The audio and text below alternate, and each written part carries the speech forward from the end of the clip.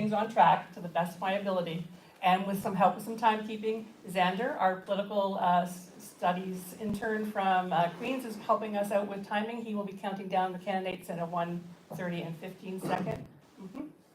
Got it? Okay. Just making sure everyone sees that, because I don't have ability to turn your mics off, but I guess Rob does. Rob does. Okay. So now it's time for opening statements, and we'll be starting with the Green Party, Vinton Hartnett. Great. Thanks Over so to you, much, sir. Karen. Good morning. My name is Vinton Hartnett, and let me start by thanking you, not just for being here, but for your contributions to Kingston. You create jobs, pay taxes, and keep the city running, regardless of what is or isn't happening in Ottawa. Let's be real. 37 years of Liberal MPs in Kingston and the Islands is a lot. It's a long time. And now here we are, bouncing from one crisis to another, skyrocketing rents, housing prices out of control, small businesses barely scraping by, grocery bills that are keeping food banks in business, bridges that don't work, ferries that don't work, and now trade threats from the United States that could wreck the economy. When does it stop? What happened to all those Liberal promises for 37 years? So I'm not a career politician. I'm not polished, scripted, or handled by backroom strategists. I'm a sailor, a captain, a small business owner, someone who's had to hustle to make payroll and keep the boat afloat, not just give speeches about it. As my friend Mark Carney said, the hardest job in Canada is making payroll. Well, he's right. He's talking about real-world experience, and that is what this moment in time needs. I got that experience working all over the world, but especially in Africa, where I've seen the effects of conflict firsthand. I've seen what happens when governments collapse and communities are left to fend for themselves. I've seen what drought and real climate crisis looks like, but I've also seen resilience. I've seen people rebuild, organize, and lead. Not because someone gave them permission, but because the moment demanded it. And folks, this is that kind of moment. Our relationship with the United States is shifting under our feet. Really? The world is changing fast, and we have no choice. Either we get pushed around by Trump and his sociopathic billionaire pals, or we stand up, chart our own course, and build something stronger here in a sovereign Canada. But we don't get there by making the same old choices. What is the definition of insanity? Making the same choice repeatedly and hoping for a different outcome. We can do better. I didn't come here to play the game, I came here to break it. Carney or Poilievre, red or blue, that's not the real choice. That's a distraction. This isn't a presidential election. We elect members of parliament. So make sure you elect an MP who isn't sitting on the backbenches trolling people on social media. Make sure they can be heard, which is why Kingston needs a Green MP. Because the Green Party doesn't whip votes. The Green Party isn't a power at all costs party. We insist upon putting people before party and country before party. Can the red and blue team say that? The answer is no. And also because I'm here for one reason, to be the fiercest and most fearless advocate Kingston has ever sent to Parliament. This election isn't about staying comfortable, it's about growing up as a country, about declaring once and for all that Canada is not America's little brother or 51st state. We are a sovereign nation. We are brilliant, capable people, and we are ready to lead and take our place in the world. As America sinks, so Canada will rise. Let's make that change, and let's make Kingston matter in Ottawa. Thank you very much. Thank you. Next, Mark Liberal Party. I find it interesting you all sat in the order of which you're speaking. Part of the question draw, so I don't know. I should be on the left.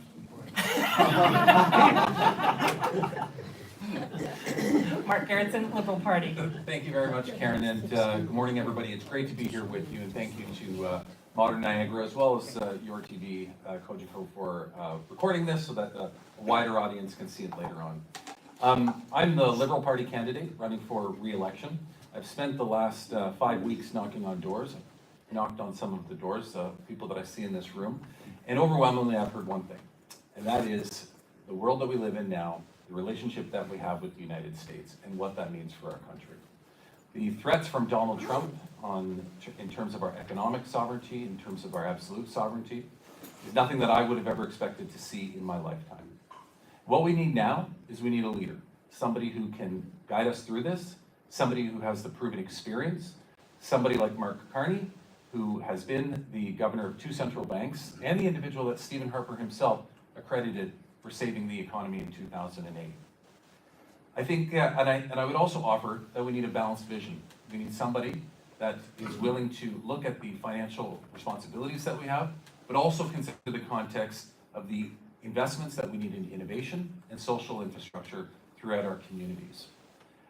On a local level, it's been an honor over the last 9 years to serve the people of Kingston and the Islands and bring your voices to Parliament. I can tell you that we've been successful in areas that hadn't been seen, quite frankly. When Stephen Harper was the Prime Minister of Canada, there was absolutely no investment in affordable housing in Kingston. I was on City Council at the time. I was a mayor and a city councillor.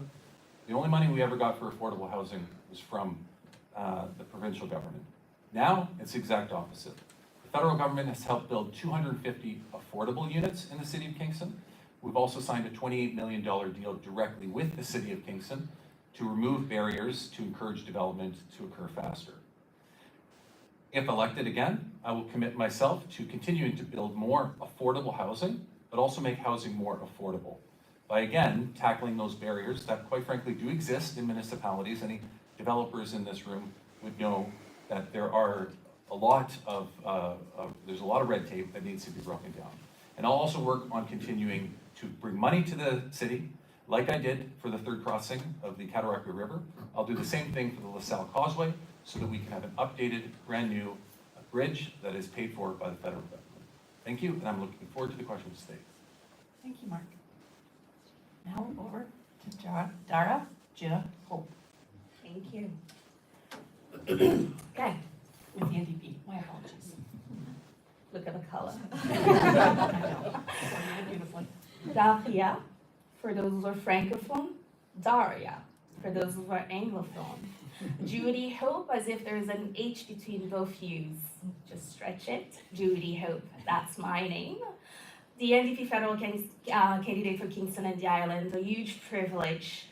None of you have seen me on this podium before. First time politician, first time citizen affiliated with any party. Most of the work I've done in our communities was in the background.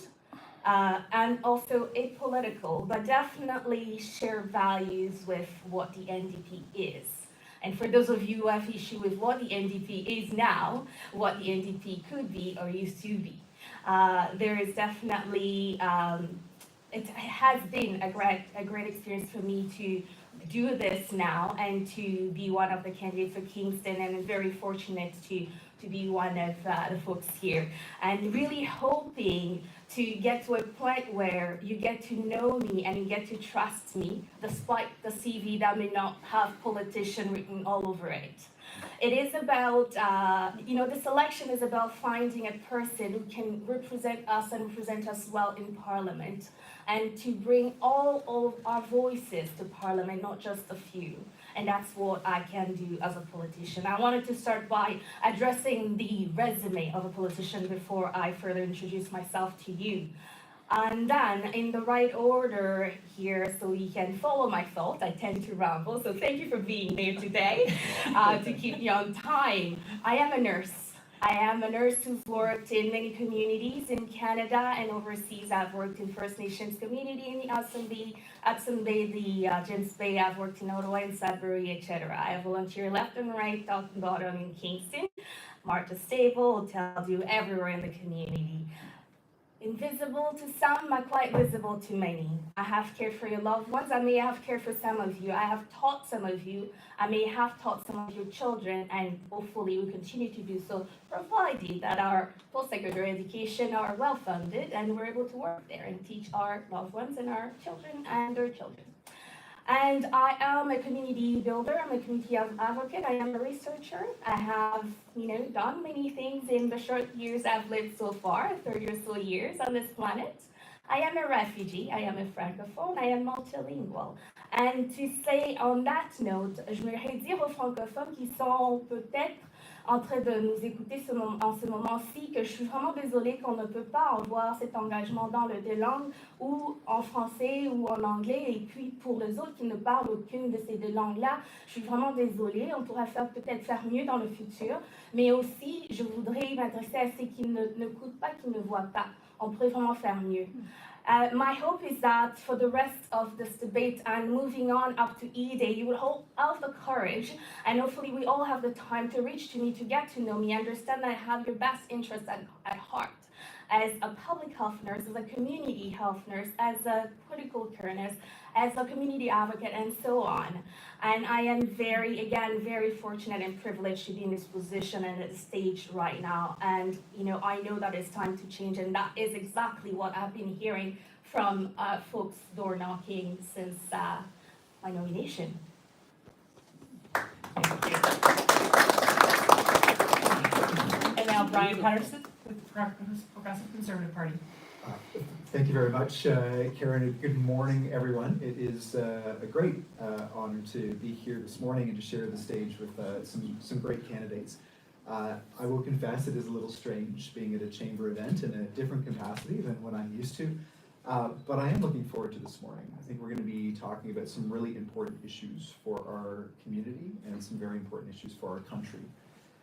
The story I like to tell, I've told some of you in this room and many people around the community, is that being the mayor has been just an incredible privilege. I love our city, I love our community. Over the last couple of years, one of the things that I have noticed is that many of the biggest challenges that we are facing as a community have shifted. They used to be local in nature, but now they're national. They're national in scale, they're national in scope. These are big challenges, and I'm sure everybody in this room is aware of them. Whether we talk about the lack of housing, talk about the affordability crisis. In fact, 1 out of every 3 families in Kingston right now is struggling to be able to make ends meet and put enough food on the table. Talk about the issues around public safety and security, being safe in our parks or walking in our downtowns, being able to offer hope in the face of the ongoing mental health and addictions crisis, and being able to offer real solutions there. And of course, as has already been referenced by my fellow candidates, of course now the economic uncertainty that's been unleashed upon us through the threats to our sovereignty and to our economy from the Trump administration. There's no question, this is a critical moment. This is a critical moment for our country. It's a critical moment for our community. And so when we come together, we do need to stand up to these threats. We do need to stand up to the Trump administration. But I'm convinced of this. The way that we stand up to Trump is from a position of strength. And in order to do that, we need to address the things that need to be fixed, the things that are not working in our communities and in our country. We need to address those weaknesses that we've talked about, whether it's affordability or safety or security or housing, these other pieces. And so this is where I'm very proud to be able to represent the Conservative plan for change. It is change. It's new ideas and new approaches about how we can address these challenges that unfortunately have not gotten better, but have gotten worse over the last 10 years. This is what democracy is about, is having those opportunities and menu of different options and changes. One of the things that I have heard at the door is the number of people that have lost hope. We talked about restoring the province of Canada. It's those people that say, listen, I've done everything right. I've gone to school, I've gotten an education, I've gotten a job, and I just can't make ends meet. That's the sort of thing that we need to address. We need to be able to restore that hope. We need to bring the real change that will matter. Because then we can fix the problems that we're challenged with as a community and as a country. But also then we are in the very best position to be able to stand up to Trump and make sure we can strengthen our country internationally. Thank you very much.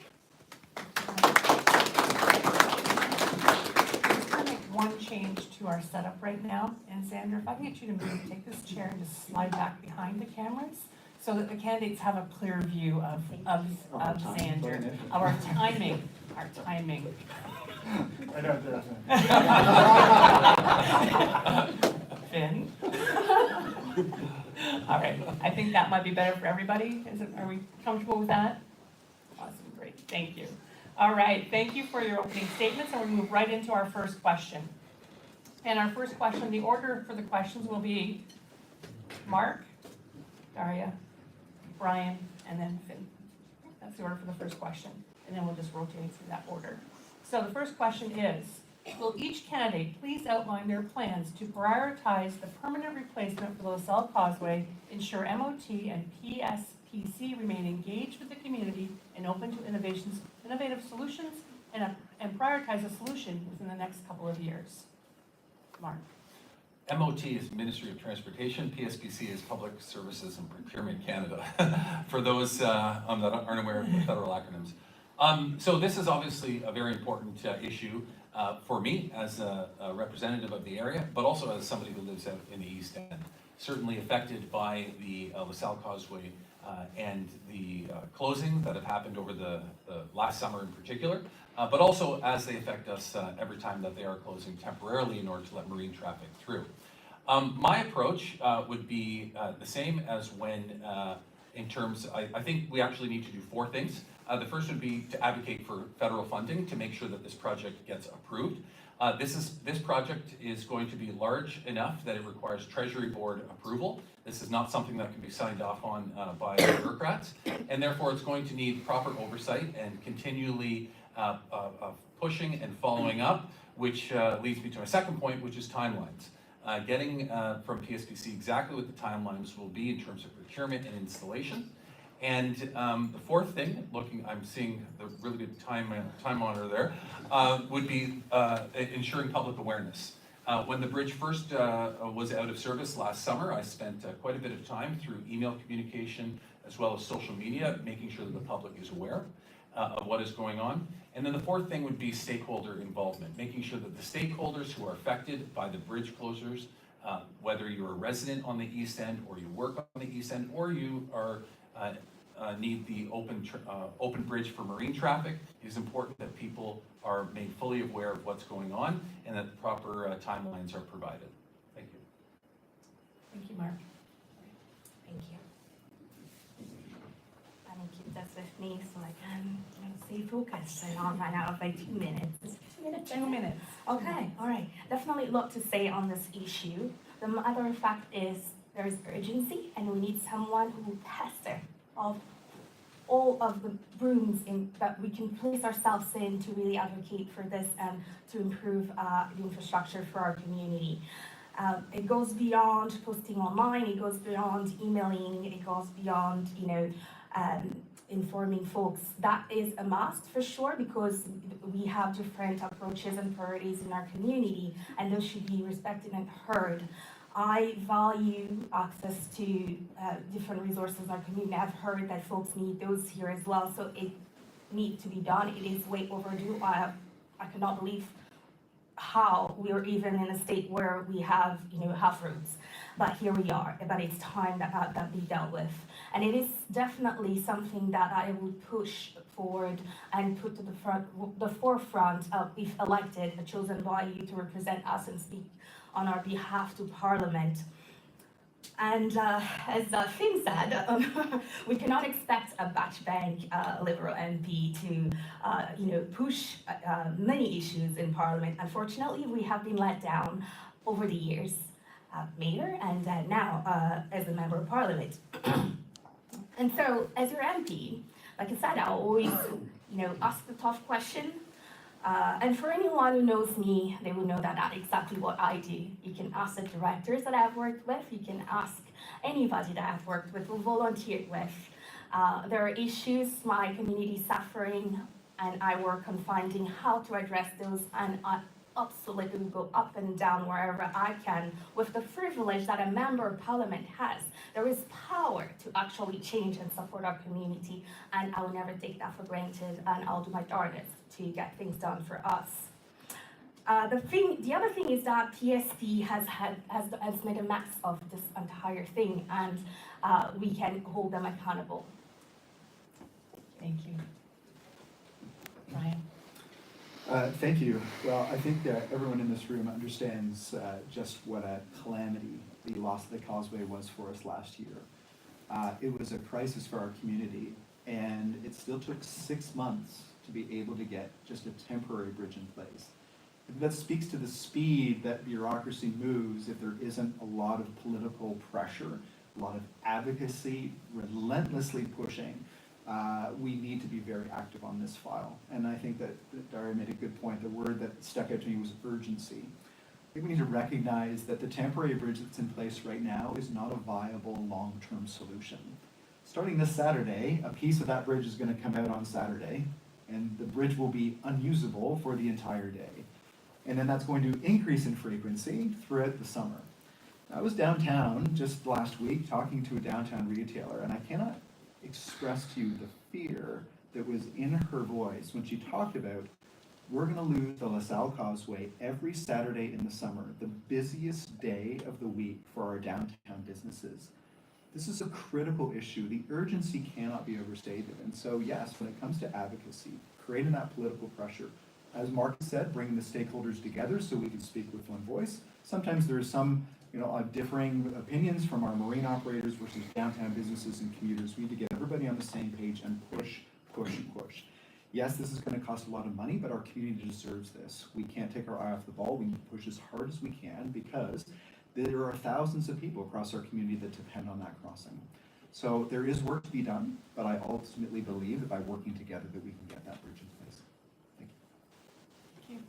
Thank you. You, sir. Thank you.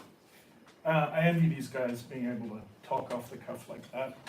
I'm a captain, I'm just used to telling people what to do as opposed to sort of speaking out like that. But I've got some notes here, or hope I do. So once again, Liberals have held this riding for 37 years. If they truly cared about infrastructure, we wouldn't be scrambling to fix the Lasalle Causeway now. This isn't just a local inconvenience, it's a critical economic artery for Kingston. It's also cutting off the only dry dock, I say that as a mariner, of its size on this part of Lake Ontario, which caters to large vessels. It's cutting off a working marina and our biggest boat builder in the area. That means lost business, delayed repairs, and real economic consequences for our marine industry, for local workers, and for the city. We have a great maritime tradition here in Kingston. We need to continue that, and this problem with the bridge is affecting this. So we need a permanent replacement. We need it fast. We need PSPC to get moving. We need someone to advocate, to stand there, to kick them in the you-know-what, to get this thing moving. And this failure is part of a pattern, by the way. For those of you who don't know what the Phoenix Pay system is, we have a bunch of people, military people, government workers in this town, who because Stephen Harper created a payroll system that has been affecting government to this day, has made life miserable. That's PSPC, they're responsible for that. We need to be going after these guys, and we need to do it fast. So this election is going to be something where this becomes an exceptionally important part of what we do this in this election cycle. We have to sort this bridge out. We should also have to remember that Ottawa breaks things, and at the moment Kingstonians are paying the price. So let's not have another blue or red MP sitting quietly on Parliament Hill doing what they are told and protecting large engineering firms that contribute to their party's coffers. We need someone who throws elbows, who speaks up, who understands how important infrastructure payroll is to the city and how important this bridge is to the city. We need a green MP. Thank you. Thank you. And question number 2. When assessing Canada's current position, how would you evaluate our national programs in the terms of, national progress in terms of economic well-being and healthcare outcomes? What specific federal fiscal approaches regarding taxation levels, deficit spending, and economic priorities do you believe would best serve Canadians moving forward? Please explain the reason why, please explain the reasons behind your preferred policy direction. And we'll begin with Dara. Sorry, I'm losing my voice. I spend my day either door knocking, missing my knees, or calling you at home, losing my voice. So bear with me.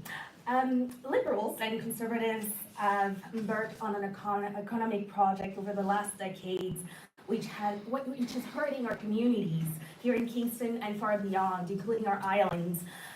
Instead of investing in people and communities, the government now invests in the majority of its money in corporate giveaways, to the biggest and wealthiest companies in Canada. Very unfortunate. We're not all millionaires, you know, so they should care for us. It is driving monopolization of the market, and it's the reason of our healthcare system being in crisis right now. It is a big part of the reason nobody can afford a decent place to live anymore, or even dream of buying the first home. So New Democrat have a different vision to restore competition and to drive innovation. It boggles my mind that we have great minds being, great minds growing in our in our educational institutions here in Kingston, but they leave. We cannot retain and have them contribute to the economy. I believe that when you invest in people, you make the whole country stronger. And we must remember that health is wealth, and wealth is health. The government must play a proactive role to ensure that the housing market provides a good home for all, and that our universal health care system covers all of us from head to toe. And I know that I can advocate for that, for those issues, and as a nurse, as a community member, as a person who's involved in research, apologies for this, it fell, I have 10 years, and I've got your back, trust me.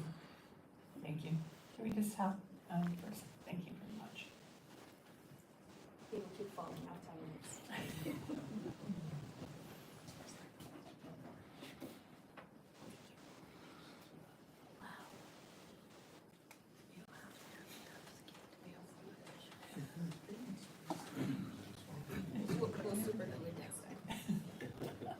Thank you. And Brian. Thanks, Karen. When we talk about measures of economic well-being, so as an economist, when I'm giving lectures in economics, the internationally accepted measure for well-being or living standards is something called GDP per capita. Over the last 10 years, GDP per capita in Canada has been stagnant. It has hardly moved in 10 years, while most other developed countries have seen significant growth in their GDP per capita. What that means, in plain terms, is that our living standards are falling behind the rest of the world. That's why so many people are finding it hard to make ends meet and struggling with affordability. In fact, the issues we're facing with the US right now, one of the frustrating things for me is that the gap in living standards between the US and Canada has never been larger than it is right now. So what do we need? Well, we need a growth agenda. We need an agenda that can actually unlock our resources, that many of those resources that have been stuck in the ground over the last 10 years. We have the potential to be an energy and resource superpower in the world. And so being able to direct our resources to get those out of the ground, to create wealth and prosperity, creating wealth that then allows us to have the resources to invest in other key priorities. I know that the question mentioned healthcare, and healthcare is a provincial responsibility, but the federal government, one of our key roles is to be able to provide funding. Well, the way we provide funding is obviously by fixing the budget so that we're not spending billions of dollars on debt from money that we borrowed over the last number of years because of deficit after deficit after deficit. Instead, with a growth agenda, being able to generate new income and new wealth, and that in turn creates revenues that we can then put into important social services. So of course we need more healthcare, we need more family doctors. We've experienced that as a city. But I think the federal government's role is to create that environment that attracts investment so that we can see that wealth unlocked, so that we can meet the needs that our community is facing. Thank you, Brian. Finn? And Finn? Watch the time. I can't see that Nice. I also don't have Daria's problem with the hair situation. I do have the glasses situation. Some interesting points. I just want to address something Brian said. I lived in Africa for a long time. If you think things are bad here, you have no idea. Things are pretty good here. We live pretty well in Canada. This is a great country, right? We're wealthy. We're one of the wealthiest countries in the world. The idea that we need to keep growing, right? The idea that keep on moving, that's conservative speak for let's let oil companies, mining companies rape the environment. Because that's what they really mean by that. It's free up our corporate donors to do what they want. So voting Liberal or Conservative will cost you money, period. Carney and Poilievre are already spending money they don't have.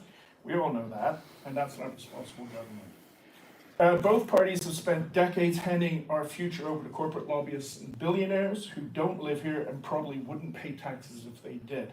And the result, Sky-high rents, student debt, grocery prices that make you sweat, hospitals that can't keep up, and wages that haven't moved in years.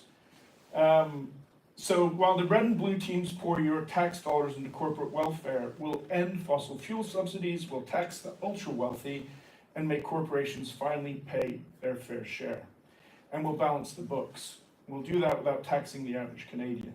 We'll make the GST holiday permanent.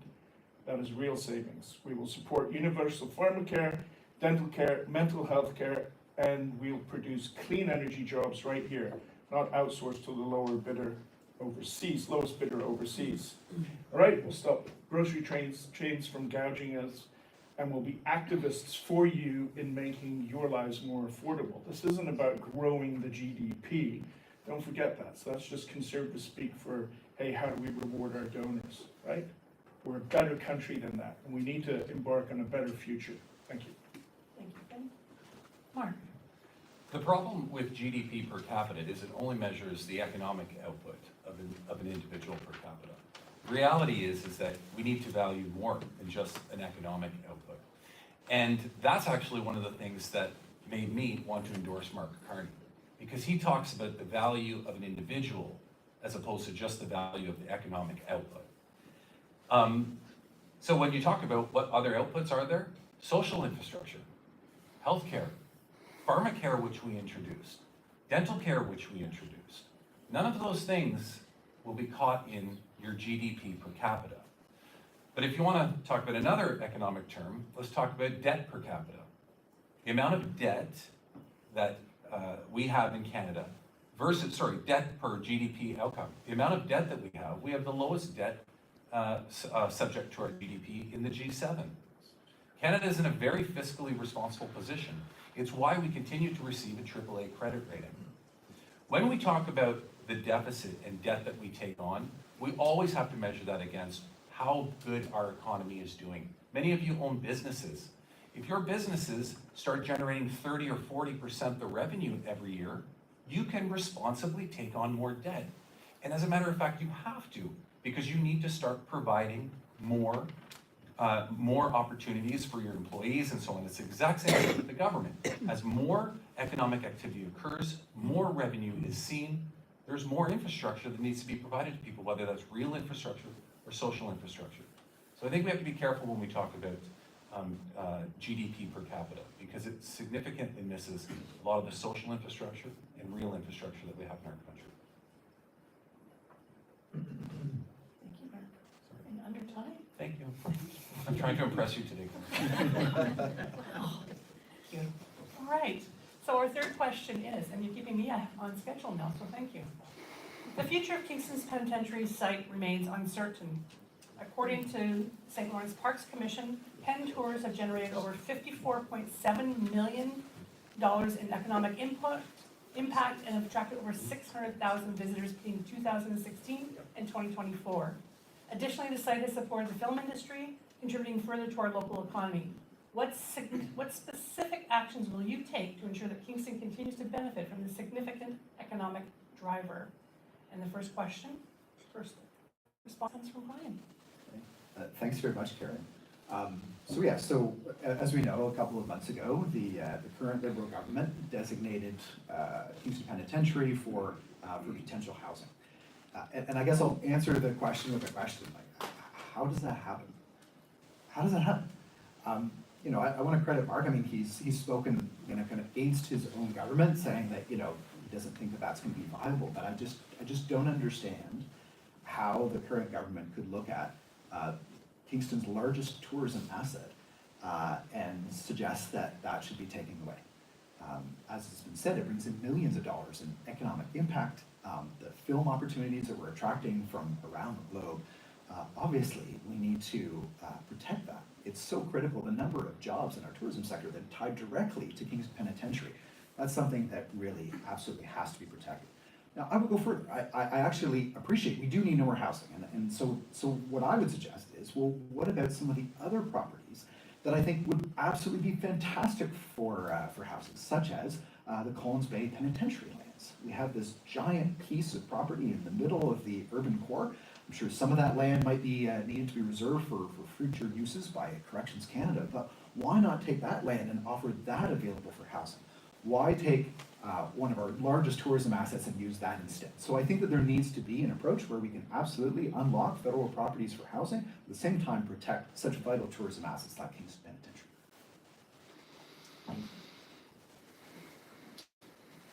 Thank you very much. Hopefully most of us are in agreement that the Kingston Pen is a great economic opportunity for Kingston.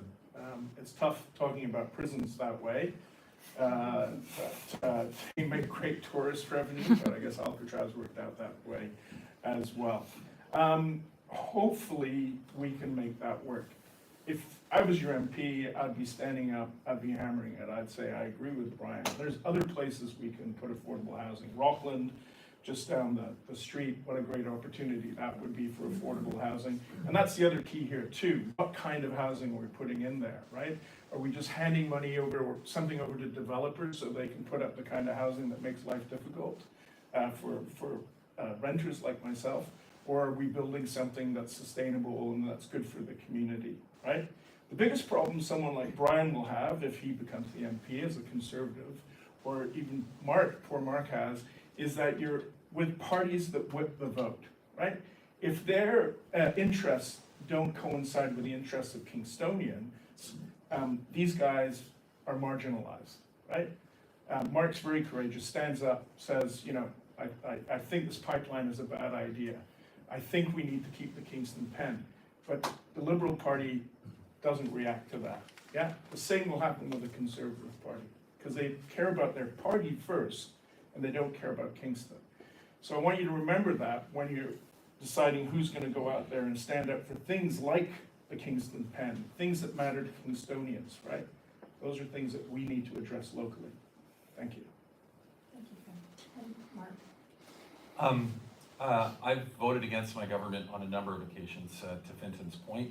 I even voted against on the pipeline thing. It wasn't just me standing up and saying it. I didn't believe that it was in the best interest of the federal government to own a pipeline, so I did vote against that, and I am happy to speak my conscience and vote that way too. In terms of the Kingston Penitentiary, this doesn't make sense for housing, and I think we all know that. As soon as I heard this, I immediately called some of the bureaucrats to inquire about this decision and wrote a letter to the minister expressing my concern over the choice. I don't believe that will ever be used for housing. Back in the spring of 2024, I had the Minister of Corrections to Kingston.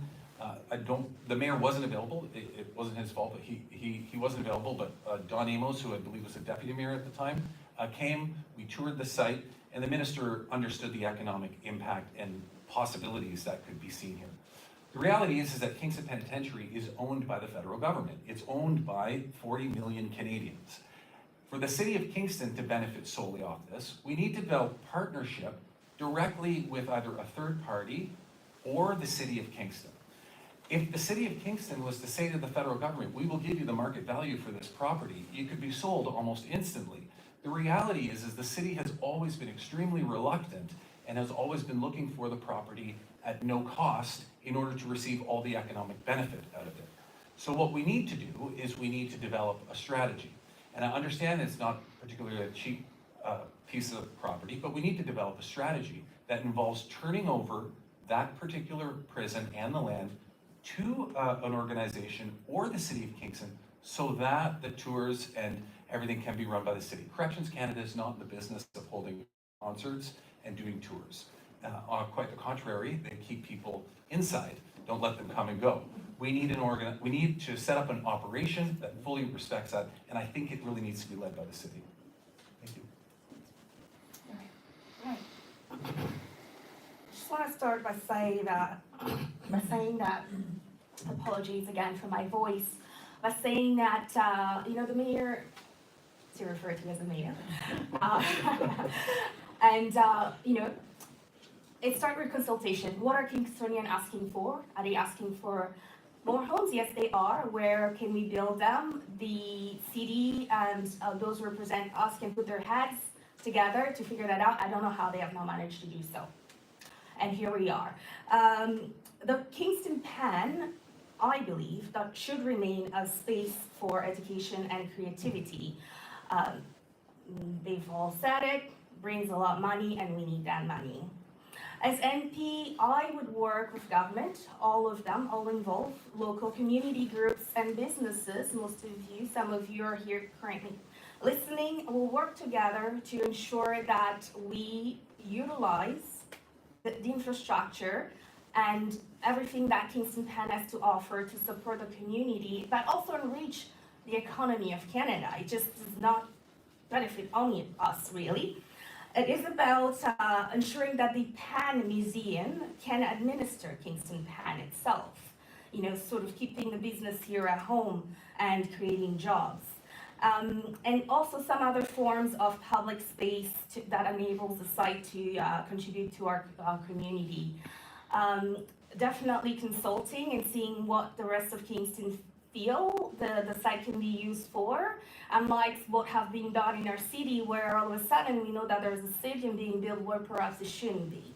So definitely lots of talk to happen with all level of government and you investors and business makers in our community.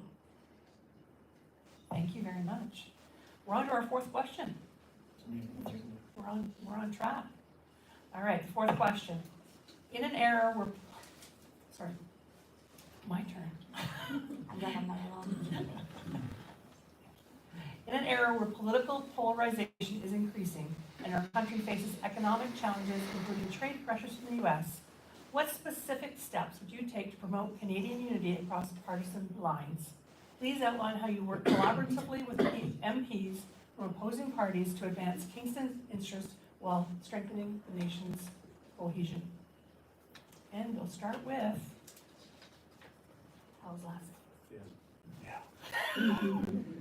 I feel as the real underdog here, I should just get to go last every time. That would be fair. Okay, political unity doesn't come from party insiders cutting backroom deals in Ottawa. It comes from MPs who are free to represent their communities, and that's the biggest problem with the electoral system we have. 11 years ago, Justin Trudeau stood up and said, I'm going to change this. I'm going to make a better electoral system. I'm going to create electoral reform. Everybody in Canada will get a say. We will represent people from all stripes and all regions. And here we are 11 years later in a first-past-the-post system, getting to choose one person, having no other input. In fact, you might as well think you're in a presidential election at the moment. A lot of people don't realize they're voting for this Mark. They think they're voting for Mark Carney, but we elect MPs. We don't elect presidents, right? Green MPs aren't shackled by whip votes. We're free to work across party lines, to negotiate, to build consensus. That's real unity. If elected, I will work with anyone, Liberal, NDP, Conservative, who wants to get results for Kingston. Kingston Pen is a good example. I'll echo what Daria said. We have the mayor, we have the sitting MP, and they're discussing years later what to do with the Kingston Pen. That should have happened already. We should have dealt with that already. So please, Green parties have a great reputation for working across party lines. Liz May, great reputation for working across party lines. So thank you very much. Mark. I would agree with that. The first member of parliament that I met with when I was elected in 2015 was actually Elizabeth May. We had a great conversation about Lyme disease because it affects both of our regions.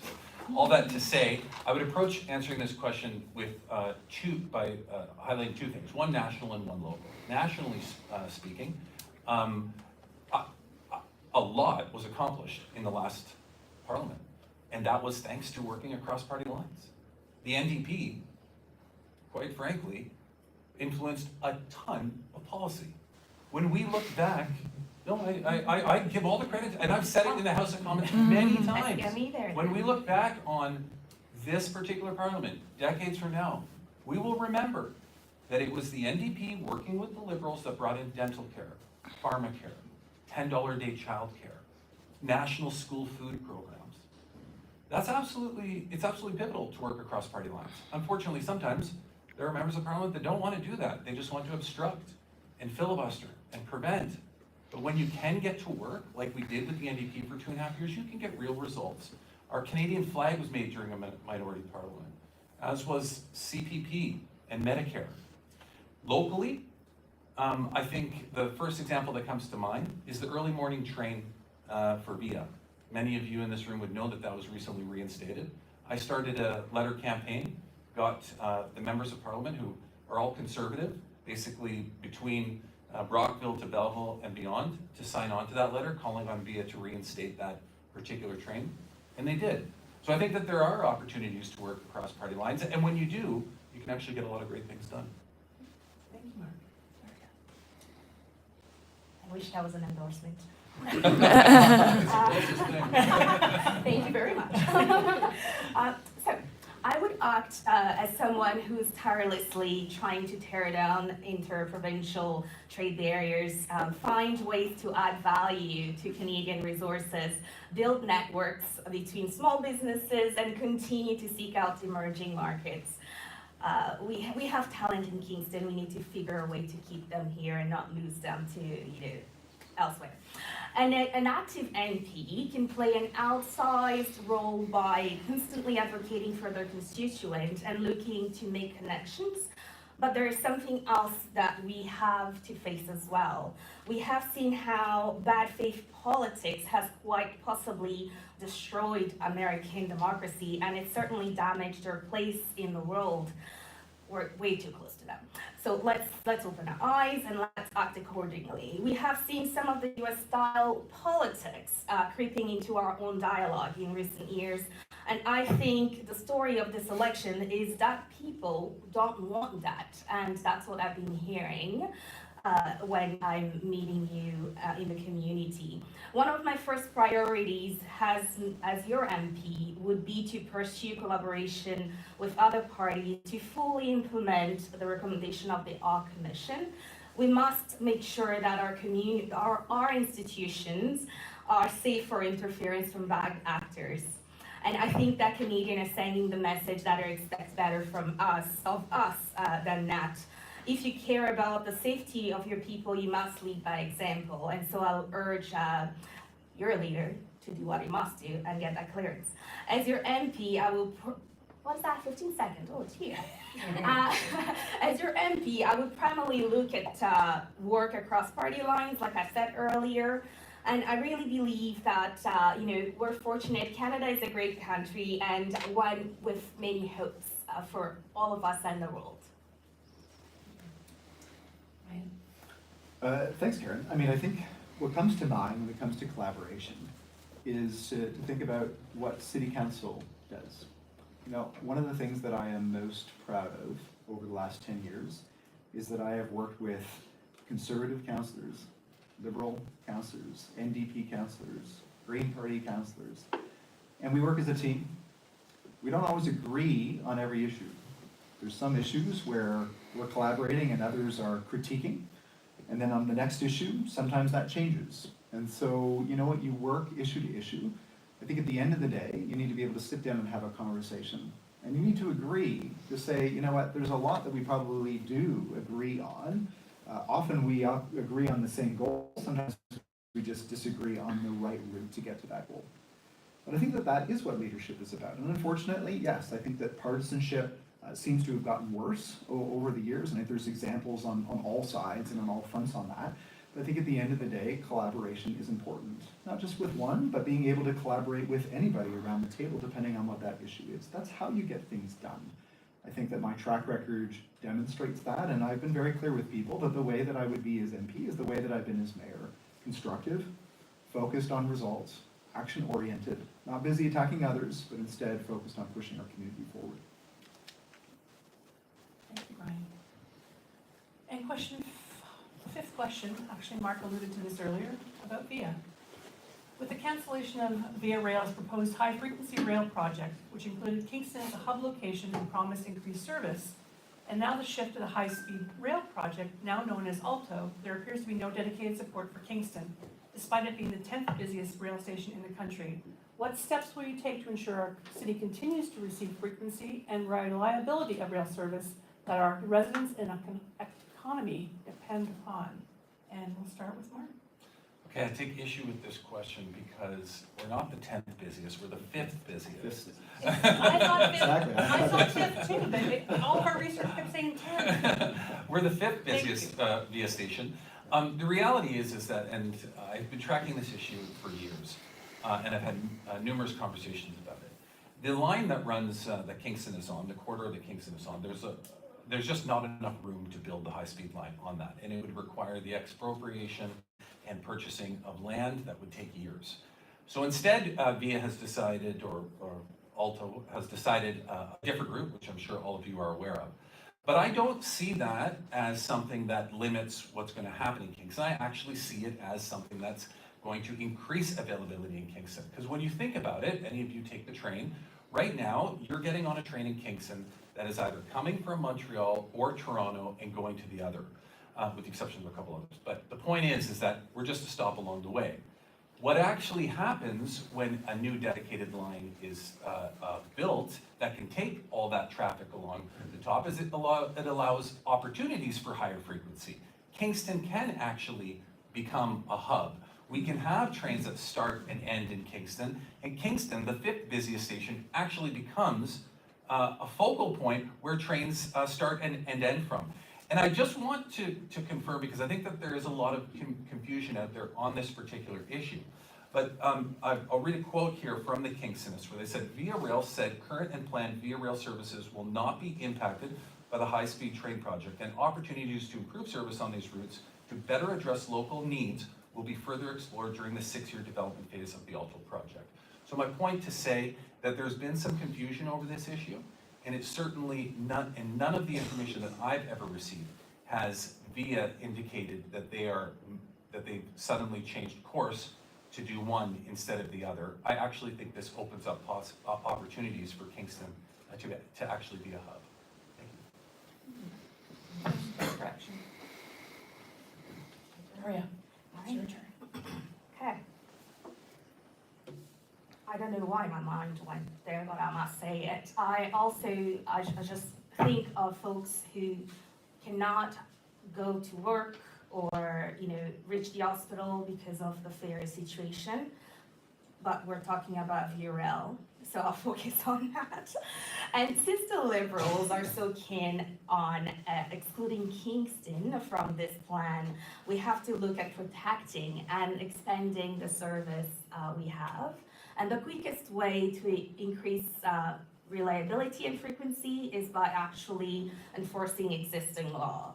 The VRL Canada Act already gives priority to passengers trains over freight trains.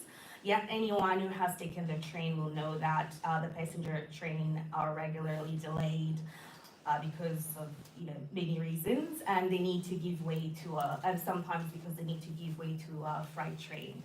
We also need to talk about whether VRL is delivering affordable fares considering the cost of living and everything else.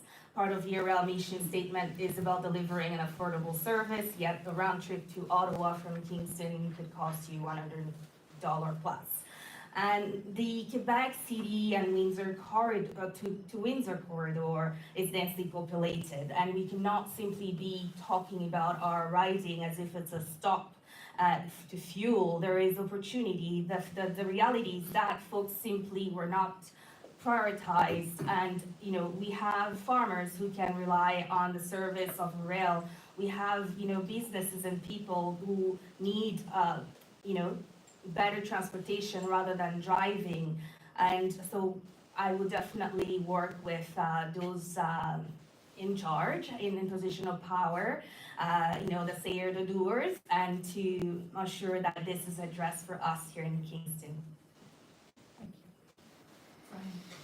Thanks, Karen. So on this issue, Mark is correct that there's been a lot of confusion on Via Rail's plans, but that's because the current Liberal government changed those plans. So a number of years ago, the city was approached with a proposal for a new conventional rail line that would run north of Kingston, but that as part of that plan would make Kingston a rail hub within Eastern Ontario. Not a promise of, well, we'll explore it and yes, we think there's potential, but an actual commitment. In fact, that commitment led City Council to formally endorse it because we had it in writing. We knew it was going to happen. the original plan was far less expensive, and so that freed up dollars to be able to create a rail hub here in Kingston. Because creating a rail hub, it's not cheap. There is a lot of additional infrastructure that needs to be put in place, in this case here in Kingston. The problem that I have is that a few months ago, suddenly that plan completely changed from what was originally called the high-frequency rail, conventional rail expansion, to a new high-speed line. I have no issues against high-speed line, although I do think it's way more expensive, and I think there's a concern financially, and also just the cost of a high-speed ticket, which is generally much more expensive than conventional rail. So I think we do need to have the debate about whether that is the best path to go. But the bigger issue is that the Liberal government created a new company called Via HFR, now called Alto, and they, now in discussions with the city, have no recollection of any commitment that was made to Kingston in the past. That to me is a bait and switch. So I'm going to call it out. That is not acceptable. And so that's why as a city we have passed a motion rescinding our support, saying it's not right to make that commitment and then take that away from us because the plans have changed. As MP, that is absolutely something that I would fight on hard to make sure. Let's go back to the original plan. It's great for everybody in Eastern Ontario and definitely great for Kingston as well. Thank you, Brian. Continue. Thank you. I'm not even gonna need my glasses for this one. The Green Party loves trains. We love trains. They do a great job of transporting a lot of people wherever they need to be without using a lot of fossil fuels, right? That means it's better for the climate, better for the environment, it's all good. I also agree with Daria. Locally, we have a problem with the Wolfe Island Ferry. So we're a bit of a hot mess in Kingston when it comes to transportation services. Are we gonna be a rail hub? Are we not gonna be a rail hub? Right, that's a big issue for us. But if we want to be a sustainable economy for the future and give our kids a future, we need to attract business and industry and people. If we're not included in the high-speed line, despite what Mark's saying, and we just become this little regional area, we'll just be that, a little regional area that people skip on their way from Toronto to Montreal or Ottawa. So, yeah, I agree with Brian. We have to fight for that and make sure that that happens for us. But we also need to address transportation infrastructure in general. And the Wolfe Island Ferry is an absolute disaster. In 1975, the Wolfe Island 3, which is still running today quite well, was built in Thunder Bay, Ontario. The current disaster, I say that as a mariner, I know, which is going back and forth no more because it's being moved to Hamilton because it can't be put in a dry dock here in Kingston because the Lasalle Causeway bridge is broken, yeah, is a disaster. That's all a problem, and we need to fix that. That boat was built in Romania by a Dutch company. The Liberal government didn't keep that industry in Canada, and we need to do that. You need an MP who understands this. You can say, hey, whoa, slow down. 1, Kingston Transportation Hub. 2, build in Canada. Thank you. Question number 6. What specific policies would you support to improve Kingston's housing availability and affordability challenges, particularly as municipalities struggle to find the infrastructure such as water, roads, and energy needed to enable development? And the first question goes to Daria.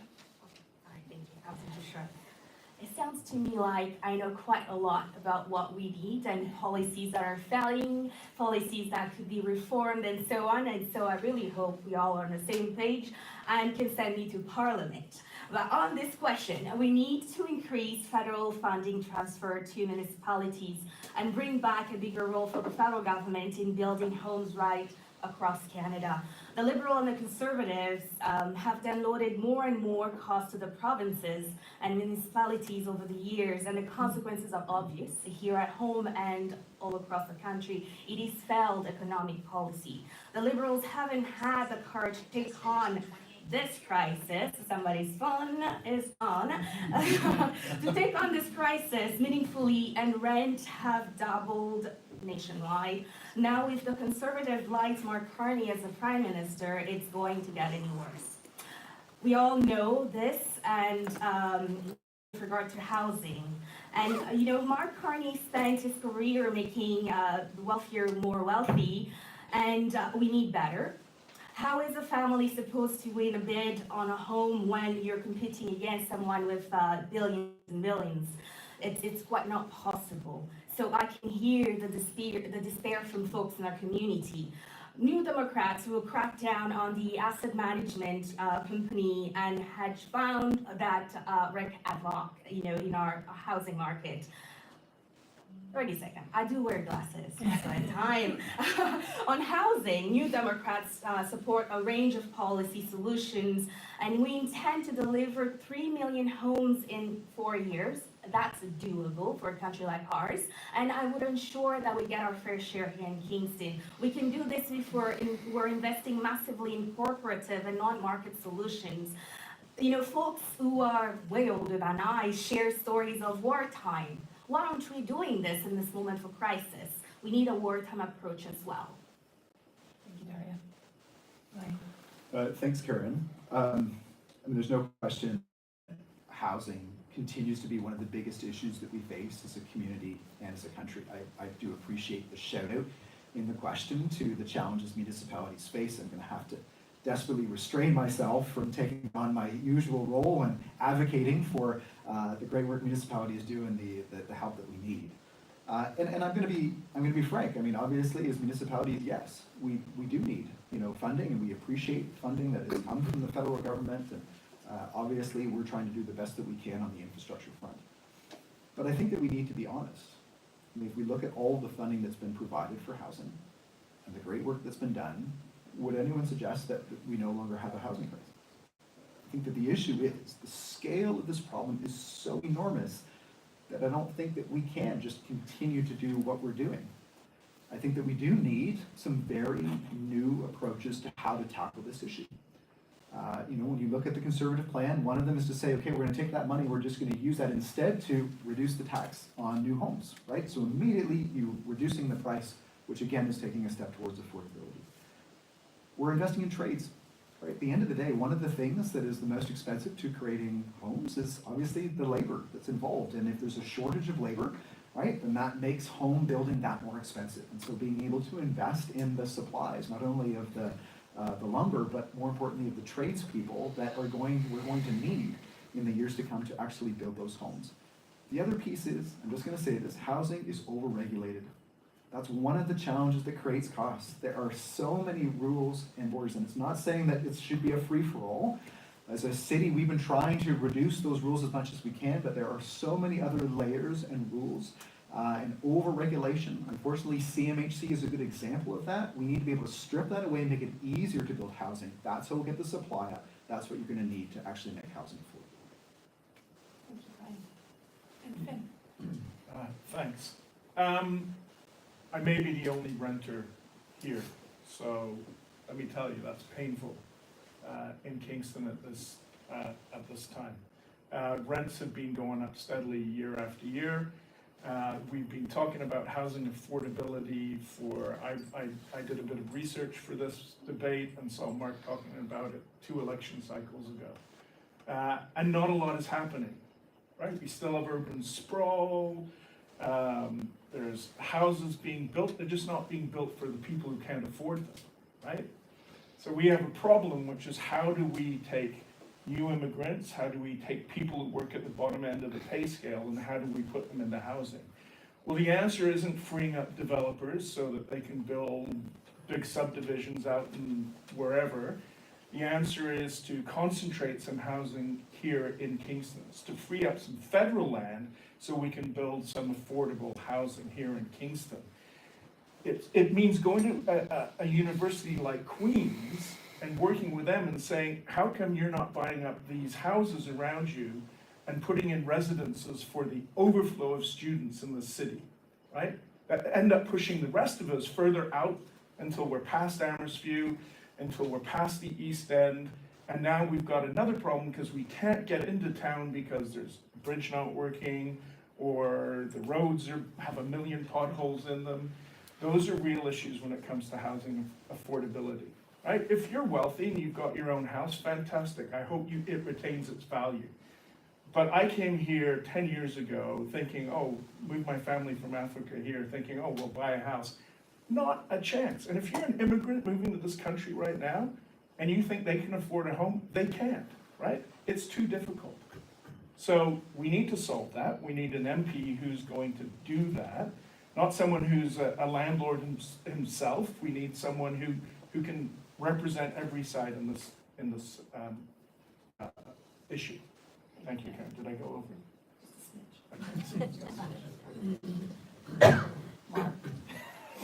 Okay, so affordable housing and housing affordability. Let's not confuse the two because they're quite different. Affordable housing quite often is housing that's geared to your income. The federal government has helped to create, since I've been member of parliament, 250 units in our municipality alone. Perfect example, right down the street, 1316 Princess Street, which the city of Kingston, through the rules that the mayor talked about with CMHC, applied for funding, received funding, and built that building. Many other projects like that throughout the city. That's affordable housing. Housing affordability is how do we help people that are just this far away from getting in out of a rental into a mortgage and owning and building equity? How do we make that transition? And that's completely different.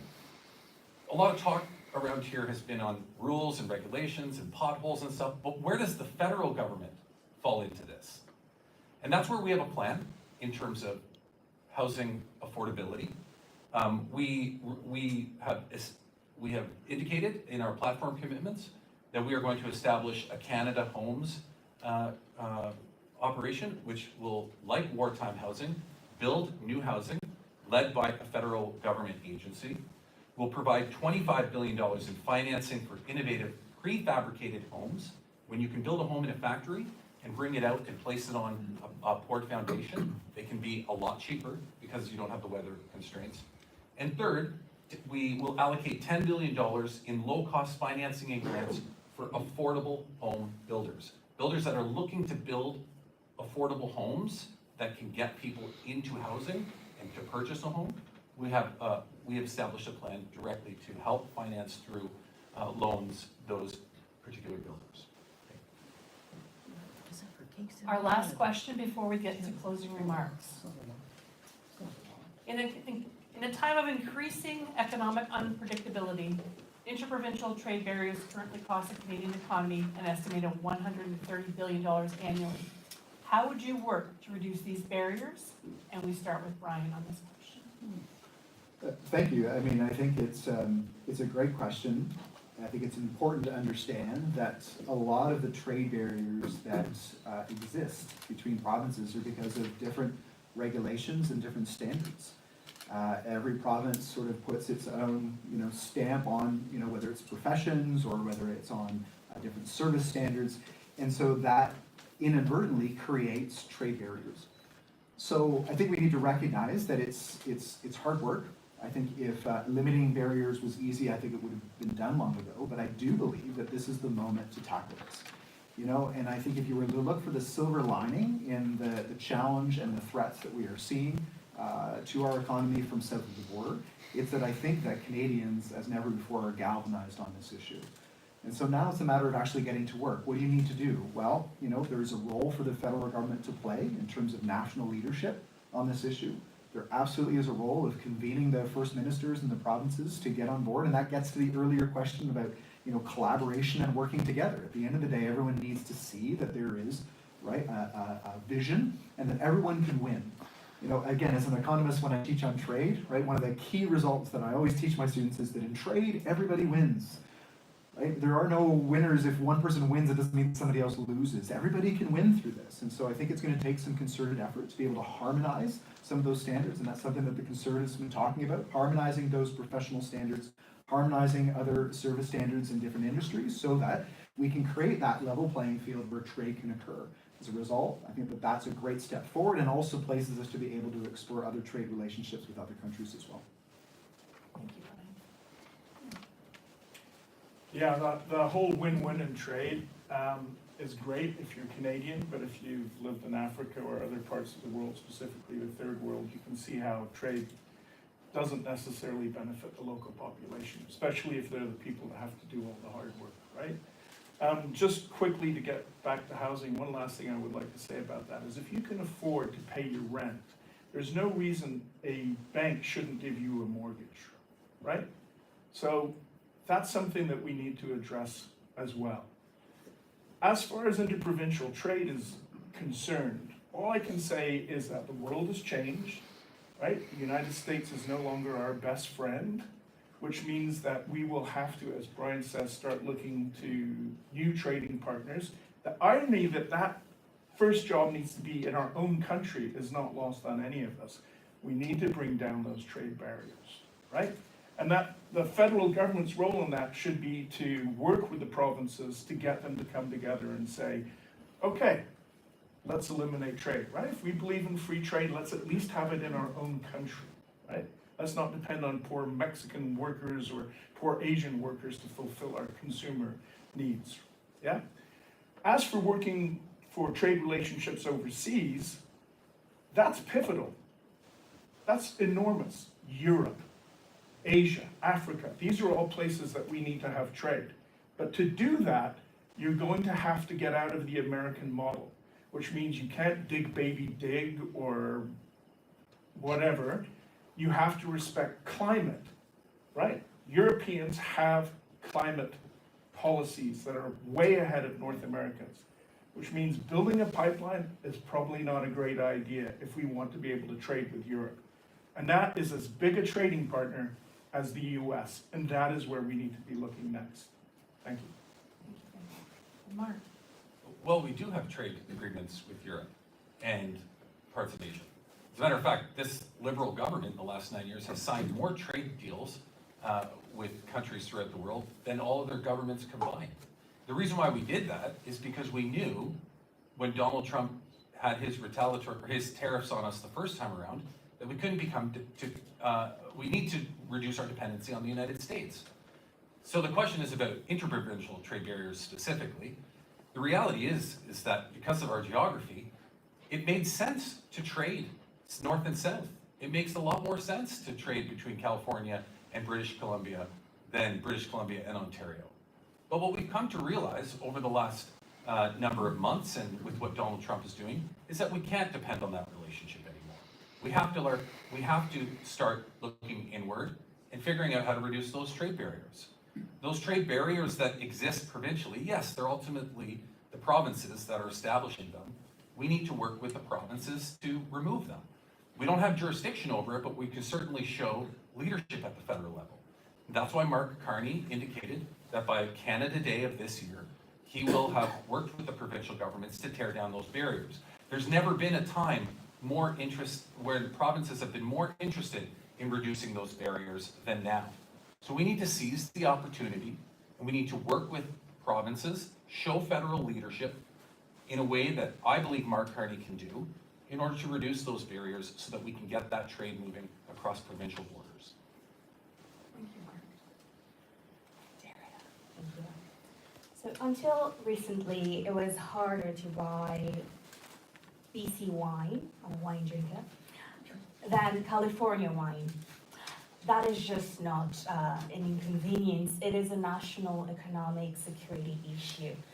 When our provinces and territories don't work together, our businesses lose out on potential opportunities to add value to their product or service by working together with other businesses across the country. I would use my office as your MP to draw attention to these policies that create barriers to internal trade, and by working with anyone who wants to work in good faith towards eliminating these barriers. Most people don't realize that the biggest barrier really to interprovincial trade are in the service sector. We need to call bad policy what it is and start taking stewardship of the national economy seriously. We're not 13 separate blocks. We are one country, one economy, and it is past time that we started acting like it. And there is also the part, was that a 15 sign? I do not see you. Okay, perfect. There is also the part where folks may need to move from their province or territory, not contribute to the economy where they are because of, affordability, and also because they're not paid well where they live. There is a part where, as an advocate, as a politician, we must ensure that people are well paid and cared for where they reside. So one province won't suffer and so on. But also find ways to collaborate and support each other. We all don't have the same talent and resources, but definitely coming together, we can make it work. You knew, yet here we are. You did what you did, yet here we are. Words and words, it's time for action. Thank you. That wraps our question period. So now we're going to lead right into closing remarks. So we will start in reverse order from our opening remarks. So our closing remarks will start with Brian, and you have 3 minutes, sir. 3 minutes. 3 minutes to close. Wow, that's enough. Time. Do you want to? No, I'm always a big believer in quality over quantity, so I may not speak for 3 minutes here. But I be with another party. I think we can take a moment to all recognize this is a critical moment for our country. This is a critical election. And I think at critical moments like this, when you have to make a choice, one of the questions you have to ask yourself is, are you better off now than you were 10 years ago? That ultimately is the choice when you're trying to decide, do you stay with the current government or do you vote for a change? And I think that from the conversations that I've had around this community, that most people told me that they are not better off than they were 10 years ago. Many people are worse off. We've talked about those challenges around affordability, around public safety and security, around food insecurity and the lack of housing. So in that moment, right, there needs to be change. We can't just keep doing what we've been doing for the last 10 years and expect that there will be different results. So what does that change look like? Well, I think the concern is, do you vote for the same Trudeau-era cabinet and Trudeau-era advisors and Trudeau-era team? Or do you say it's time for a credible alternative? Right? This is how democracy works. There's a reason why, right, one-party states do not function well, right? There needs to be sometimes those moments of change where, we need fresh ideas, fresh approach, a fresh team to be able to tackle those issues that, okay, for the last 10 years, things have been getting worse. This is an opportunity to take new approaches and to be able to make progress. So that's why I'm carrying the Conservative banner. Again, it's been a real honor to be able to participate in this election, and I'm really honored to share the stage with, I think, some great candidates that are all here, all competing with our visions. And so I think the most important thing that I would say is to vote and to engage, right? This is a moment for our voices to be heard. But I do believe that the message of the Conservatives is for hope and change that people desperately need. And so I look forward to not only the next week and a half of the remaining election campaign, having conversations around this community, but also to the months and years ahead. I think that the best is ahead of us, but this crisis can be turned into an opportunity, and the great days are ahead for the country of Canada. Thank you very much. Thank you, Brian. All right. I want to start by sharing that despite the despair that we may be feeling, some of us, if not most of us, there is hope. There is hope for the future. The mayor spoke about changing things. Unfortunately, Canadians have been going back and forth between two major parties. I don't even know why we call them major, but two of them, the blue and the red. The alternative and the real alternative, which unfortunately Canadians have sidelined. You have essentially friend-zoned the NDP. The alternative is the NDP. Look what they've done for you, 25 of them only in Parliament, and look what has happened. He himself acknowledges it. Don't be fooled, it is us, and what we must do is elect as many of us from side to side, what do we say here, coast to coast to coast, and have as many NDP MP as we can to hold them accountable. Unfortunately, Canada is where it is, and Canada must look itself in the mirror. and think about why we keep on flip-flopping between the liberal and conservative and being just mistreated, misrepresented in Parliament. Excuses after excuses, words after words, reports after reports, and no change. They seem to be quite out of touch with what we need as a community. And it's time for change. We all are going to be talking about it's time for change, there is hope. But really, they tried. Went back and forth. Didn't work. Let's stop it. And yes, we have to thank our antiquated electoral system for this. But when it comes to strategically voting, why do we think that we must cede NDP seat and pass it to the Liberal when really, when it comes to progressive policies, it should be the NDP? The Liberal MP should pass their seat to the NDP for a real progressive change for us. For Kingston and the island, what I hear at the door, on the phone talking to you, even before the election, before I ran to be your representative in Parliament, is that it was time for us to be well represented in Parliament. Someone who understands what all of us, not just some of us, are going through. Someone who always show up for you. Not just during election time, but also between election time. Not just online calling out people, but every day fighting for you in Parliament, and that's what I can do. Trust me, I get in good trouble all the time.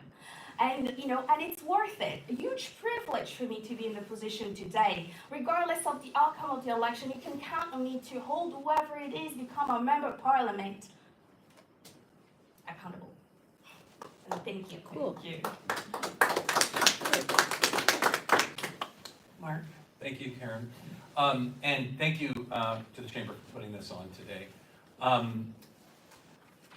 think that this election, and I think most of you would agree, is about the future of our country and where we're going.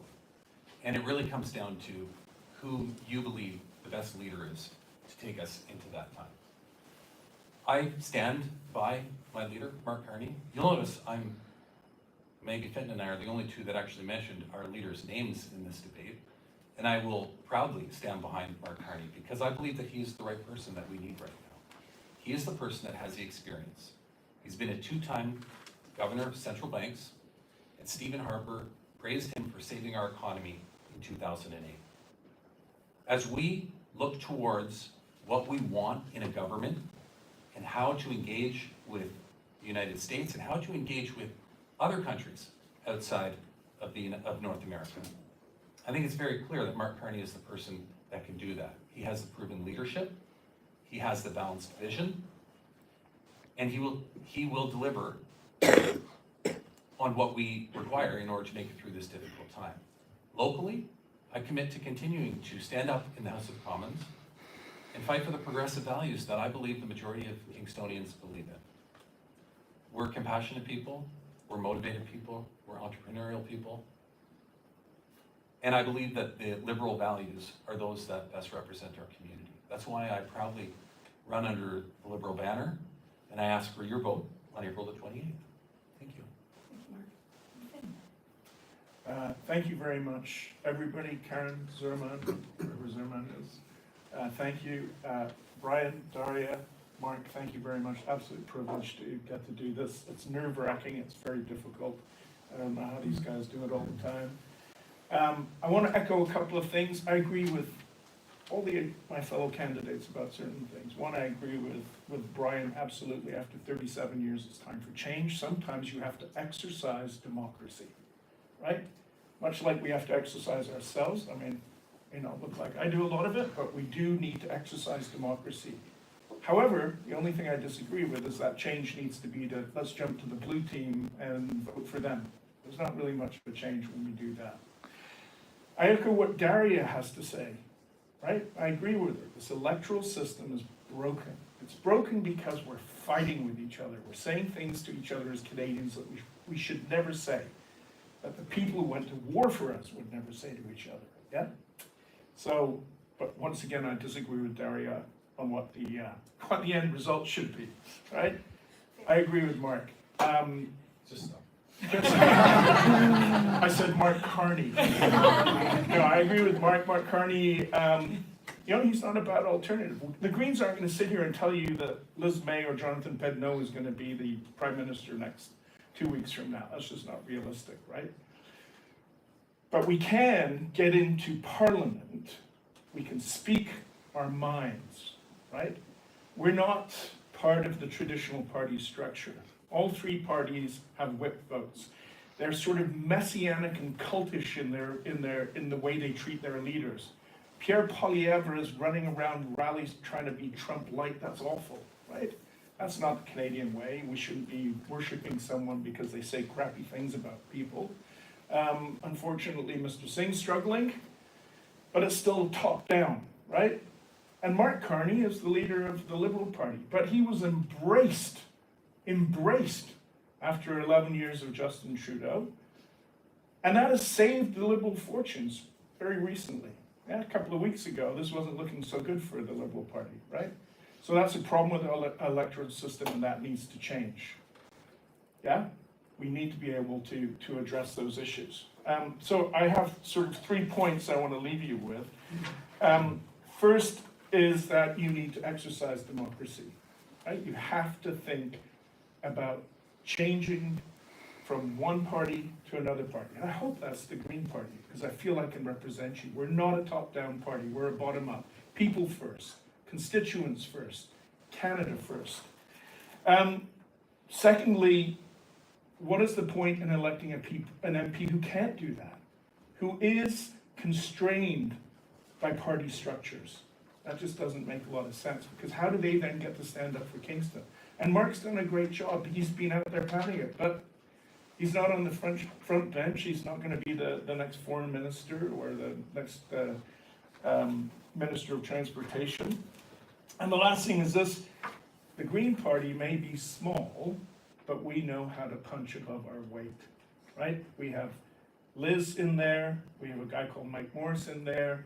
They're passing bills. They're crossing the aisles. They're working with other parties. Why? Because we're non-threatening to each other. We're not bipolar. Anyways, thank you very much, Kingston, and have a lovely couple of weeks. Thank you.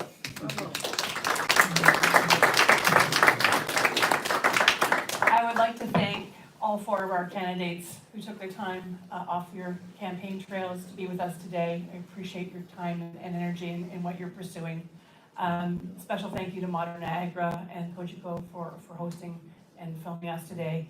And thank you all for joining us this morning. And we hope that this will help you in your decision making on April 28th. So thank you all again for being here. Thank you to our candidates. And if I could just ask for anyone of my board members who are here to come to the front and not lose my candidates, stay please. And anyone from advocacy committee is here as